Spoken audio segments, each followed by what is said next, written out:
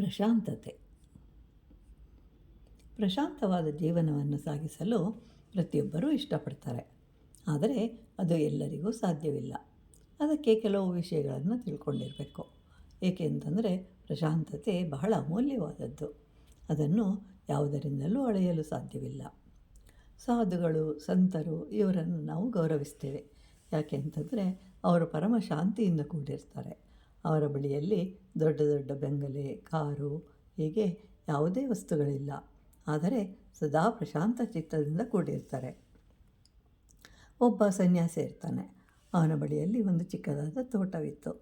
ಬೆಳಗಿನಿಂದ ಸಂಜೆಯವರೆಗೂ ಗಿಡಗಳಿಗೆ ಬೇಕಾದ ನೀರು, ಸೂರ್ಯನ ಬೆಳಕು ಮತ್ತು ಗೊಬ್ಬರ ಹಾಕಿ ಚೆನ್ನಾಗಿ ನೋಡ್ಕೊಳ್ತಾ ಇರ್ತಾನೆ. ಸಾಯಂಕಾಲ ಸಂತೋಷದಿಂದ ಕೂಡಿರ್ತಾನೆ. ಅವನ ಬಳಿಯಲ್ಲಿ ಚೆನ್ನಾಗಿರುವ ಒಂದು ಜೊತೆ ಬಟ್ಟೆಯೂ ಸಹ ಇರಲಿಲ್ಲ. ಆದರೆ ಒಳ್ಳೆಯ ಹಾಡುಗಳನ್ನು ಹಾಡ್ತಾ ಇರ್ತಾನೆ.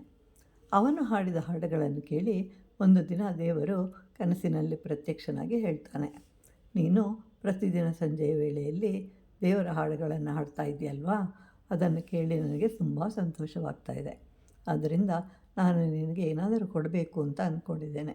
ಹೇಳು ನಿನಗೇನು ಬೇಕು ಅಂತ. ಆಗ ಸಂತ ಹೇಳ್ತಾನೆ, ದೇವರೇ, ನೀನು ನನಗೇನು ಕೊಡಲು ಸಾಧ್ಯ? ನೀನು ಕೊಡುವ ಮೊದಲೇ ಅದು ನನ್ನೊಳಗೆ ಇದೆ ಮತ್ತು ನಾನೇ ನಿನಗೆ ಕೊಡ್ತೇನೆ. ಹೇಳು ನಿನಗೇನು ಬೇಕು ಅಂತ. ಅಲ್ಲದೆ ನಿನ್ನದು ಬೇರೆಯ ಲೋಕ. ಅಲ್ಲಿಂದ ಇಲ್ಲಿಗೆ ನನ್ನ ಹಾಡಿನ ಮೂಲಕ ನಿನ್ನನ್ನು ಬರುವಂತೆ ಮಾಡಿಕೊಂಡಿದ್ದೇನೆ. ಆದ್ದರಿಂದ ನಾನೇ ನಿನಗಿಂತ ದೊಡ್ಡವನು ಅಂತ ಹೇಳ್ತಾನೆ. ಅಂತಹ ಸ್ಥಿತಿಯನ್ನು ಹೊಂದಬೇಕಾದರೆ ತತ್ಪರತೆ, ಶಾಂತಿ, ಶ್ರದ್ಧೆ, ಪ್ರಸನ್ನತೆ ಹೀಗೆ ಕೆಲವು ಗುಣಗಳು ಇರಬೇಕಾಗತ್ತೆ.